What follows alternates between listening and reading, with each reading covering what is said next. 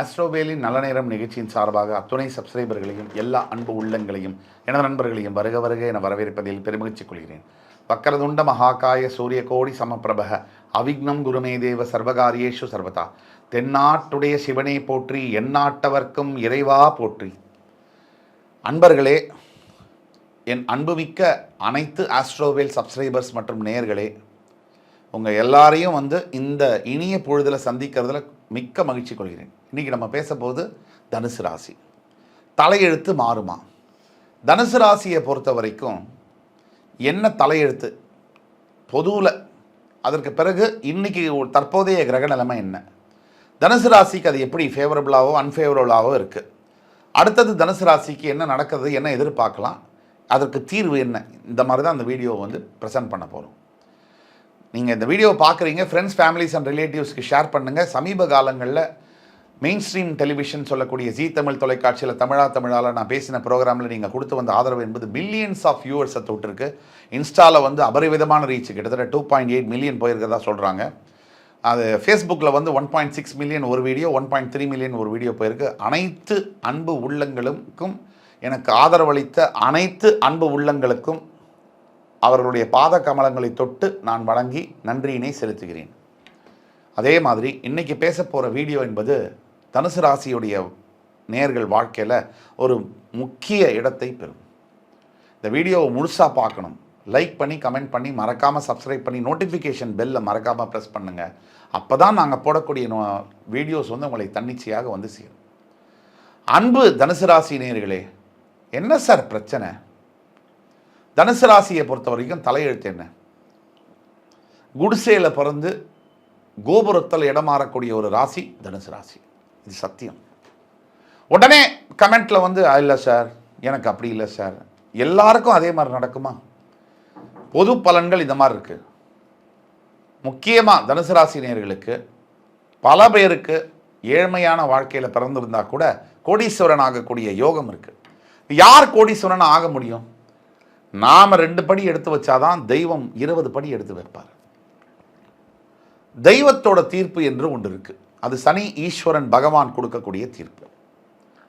தலையெழுத்து, அதாவது நம்ம ஊரில் தமிழ்நாட்டில் நிறைய தப்பு பண்ணலாம், என்ன வேணால் பண்ணலாம், எவ்வளோ வேணால் பொய் சொல்லலாம், யாரை வேணால் ஏமாற்றலாம், எவ்வளோ வேணால் லஞ்சம் வாங்கலாம், எத்தனை கோடி வேணால் கொள்ளையடிக்கலாம், போலீஸு கோர்ட்டு எதுவும் நம்மளை ஒன்றும் செய்ய முடியாது. ஆனால் அந்த ஆண்டவனோட கோர்ட்டுன்னு ஒன்று இருக்குது. அந்த ஆண்டவனோட கோர்ட்டு கண்டிப்பாக நியாயத்தை செய்தே தீரும்.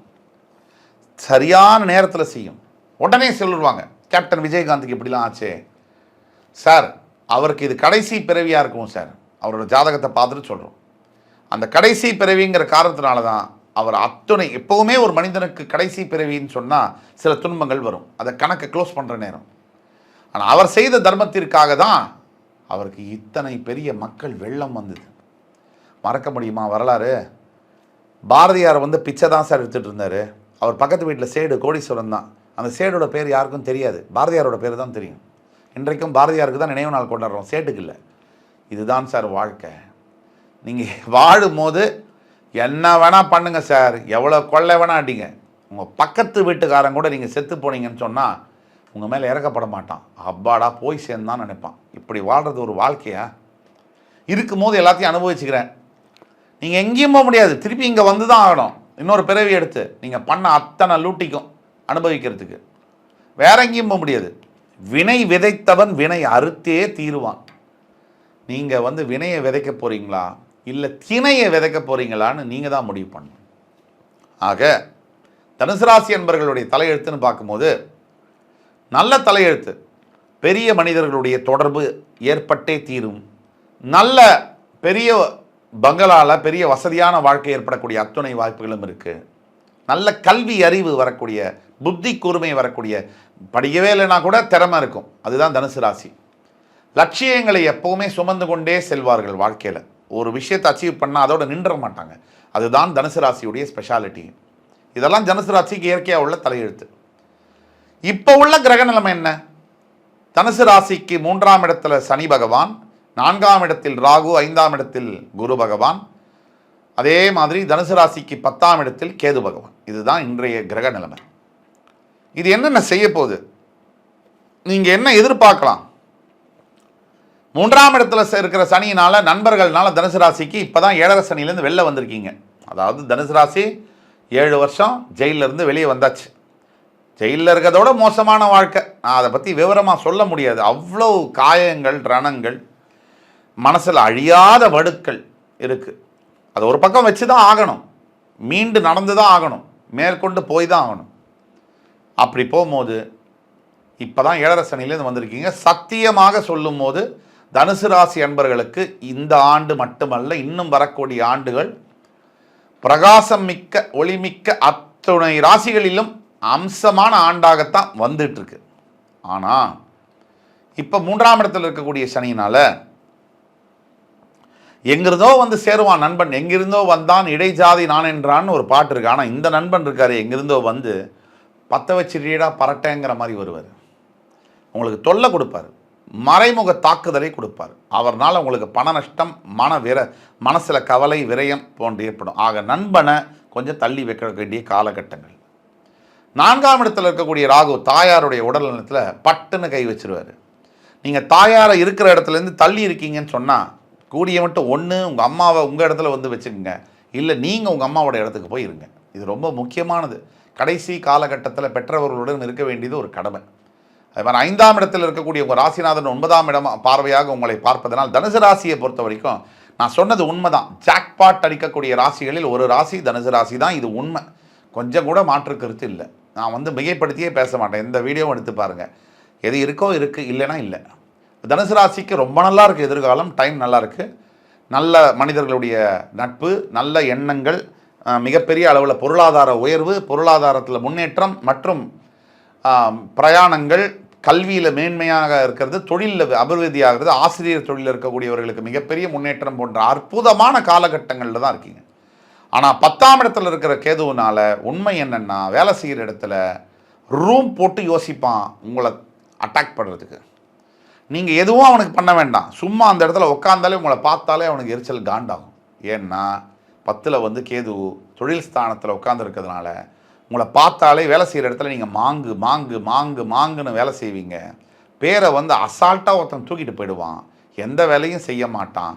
ப்ரமோஷன் ப்ளஸ் இன்சென்டிவாக அவன் தள்ளிட்டு போயிடுவான். நடக்குதா இல்லையா?